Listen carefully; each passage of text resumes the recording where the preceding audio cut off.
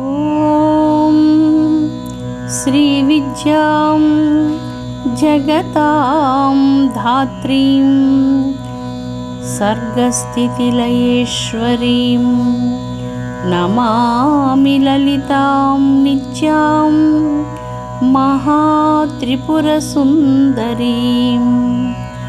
ఓం శ్రీ మాత్రే నమః.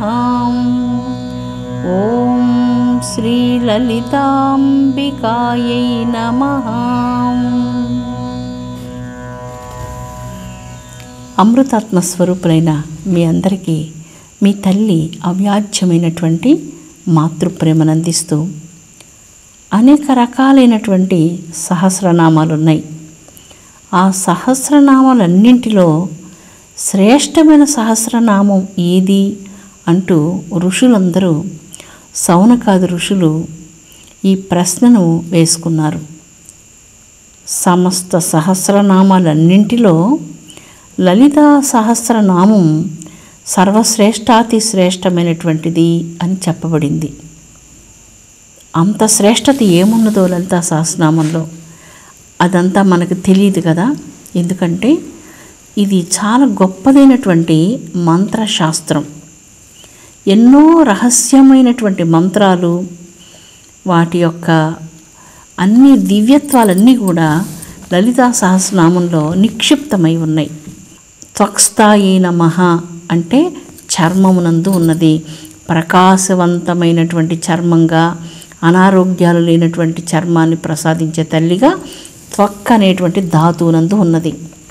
మాంసనిష్టాయే నమః అనగా బలహీనమైనటువంటి శరీరాన్ని కాకుండా ఆరోగ్యవంతము, మన శరీరానికి ఏ విధమైనటువంటి మంచి ఆరోగ్యవంతమైనటువంటి పుష్టి కలిగినటువంటి శరీరాన్ని ప్రసాదించేది కనుక మాంసనిష్టాయే నమః అన్నటువంటి నామం ద్వారా కీర్తించబడింది. రుధిర సంస్థితాయే నమః. సంస్థిత అంటే అందులో ఉన్నది అని అర్థం. రుధిరం అంటే తెలుసు, రక్తం. రక్తములో ఉన్నటువంటి తల్లి. ఈ రక్తం చాలా పవిత్రంగా ఉండాలి. అలాంటి పవిత్రంగా ఉన్నటువంటి రక్తంలో సంస్థిత ఉన్నటువంటి తల్లి. ఈ రుధిర సంస్థితాయే నమః అన్న నామాన్ని పలికితే, ఆ మంత్రాన్ని అనేకసార్లు జపిస్తే రక్తహీనత తొలగి ఆరోగ్యం కలుగుతుంది.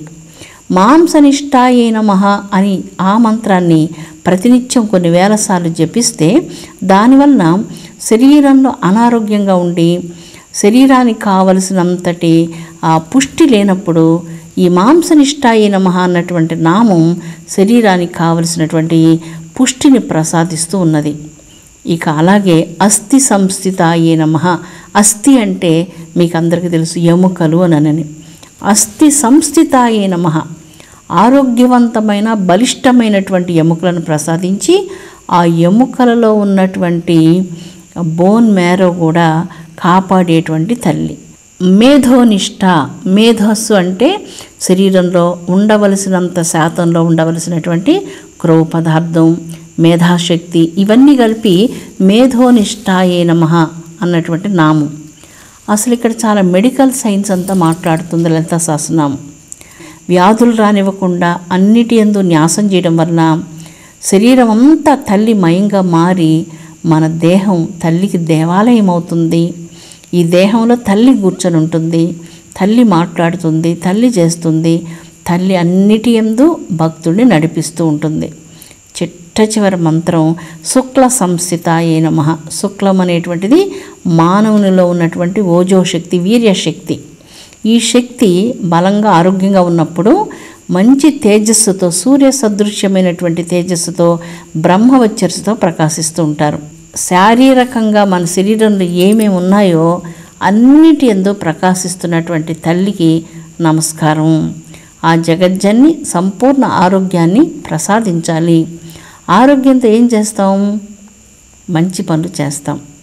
10 మందికి హితవు కలిగించే పనులు, మన కుటుంబానికి మంచి కలిగించే పనులు, మన గ్రామానికి మంచి కలిగించే పనులు, మన రాష్ట్రానికి, మన దేశానికి, మనం ఉన్నటువంటి ప్రపంచానికి, మానవాళికి, వాళ్ళకే కాకుండా పశుపక్షాదులు, జంతువులు, వృక్షాలు, ప్రకృతి, భూమి తల్లికి, అందరికీ మనకి ఏ రంగాల్లో ఏది ఇష్టమో అలాంటి మంచి చేసేందుకు ఆరోగ్యవంతమైన దృఢమైనటువంటి శరీరం ఉంటే ఆరోగ్యవంతమైనటువంటి శక్తివంతమైన మనస్సు ఉంటుంది.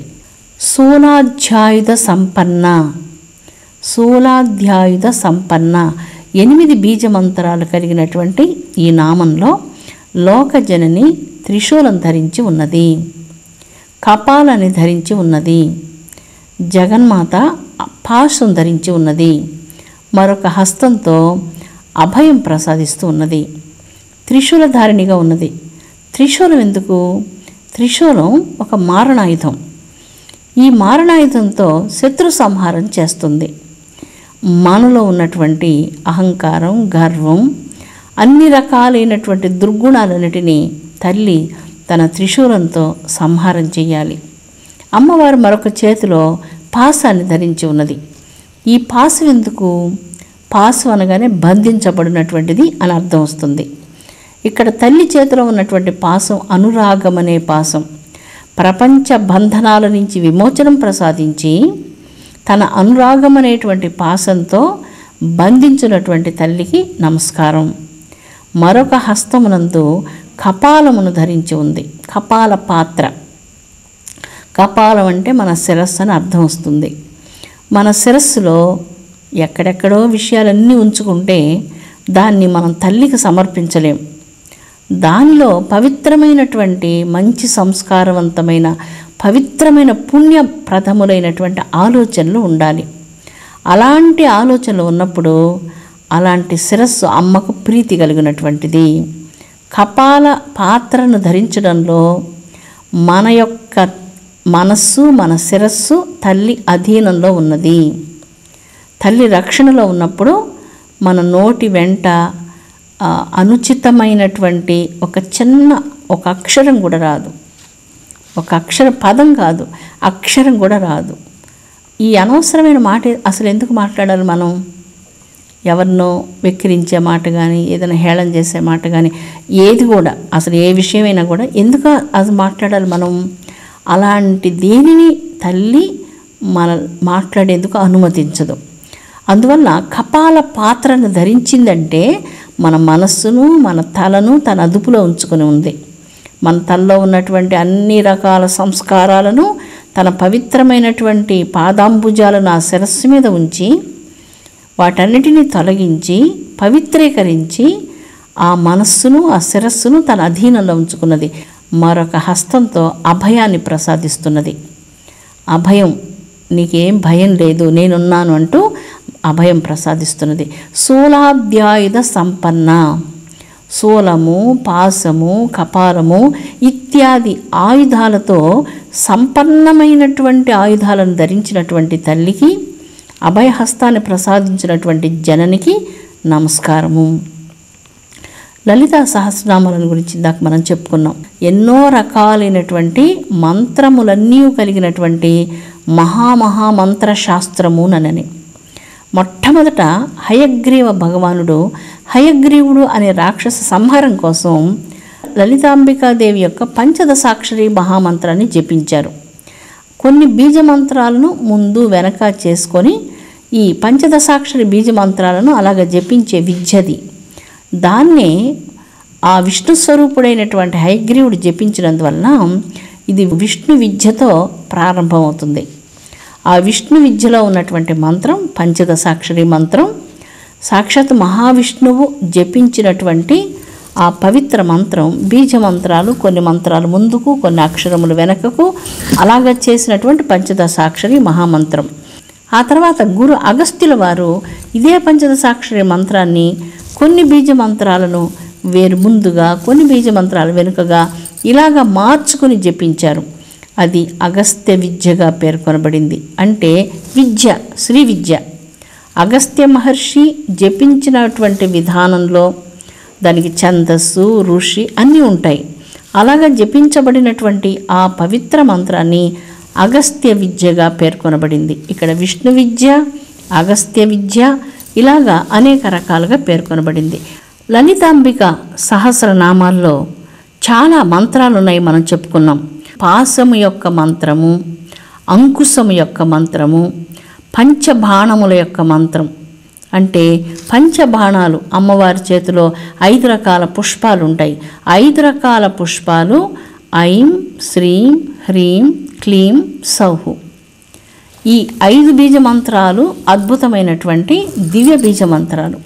అలాగే ధనస్సుకు కూడా మంత్రం ఉన్నది, వాటికి అష్టోత్తరాలు ఉన్నాయి, పూజా విధానం ఉన్నది, చాలా పెద్దదైనటువంటి ఎన్నో విధానాలు ఉన్నాయి.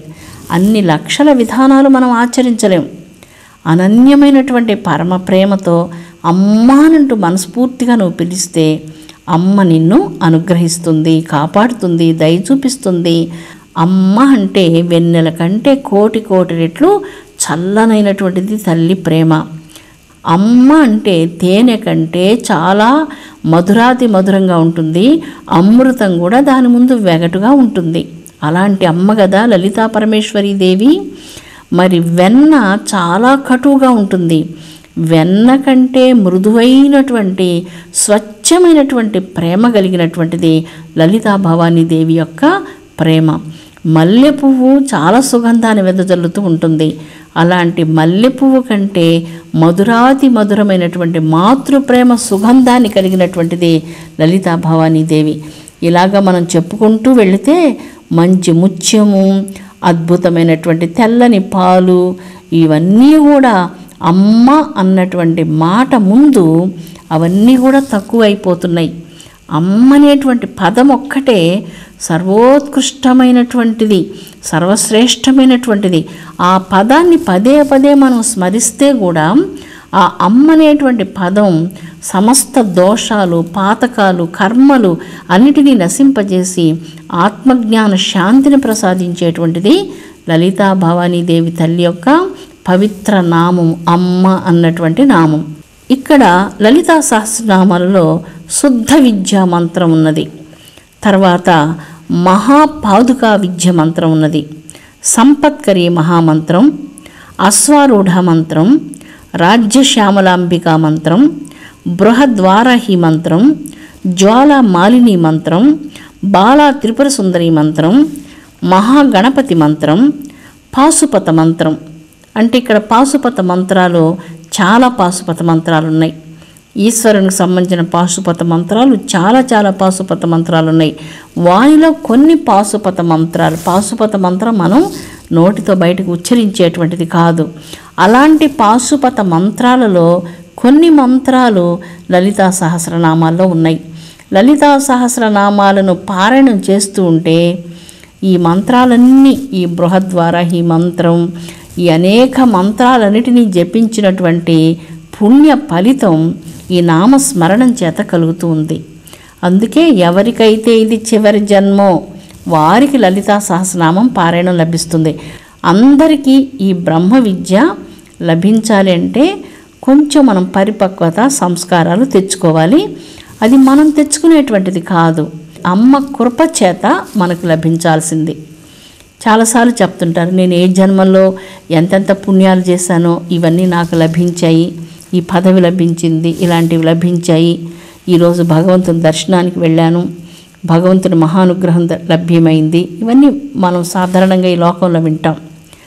ఎప్పుడైనా ఏదైనా మనకు మంచి ఏదైనా జరిగిందంటే అది మనం పూర్వజన్మల్లో చేసిన మహాపుణ్యాల వలన, మనం చేసిన జపాల వలన, మనం చేసిన దానాల వలన, మనం చేసినటువంటి ధర్మాల వలన, వీటన్నిటి వలన లభించింది అనుకుంటే అక్కడ తిరిగి మనలో ఇంకా అహంకారం ఉన్నదనే అర్థం.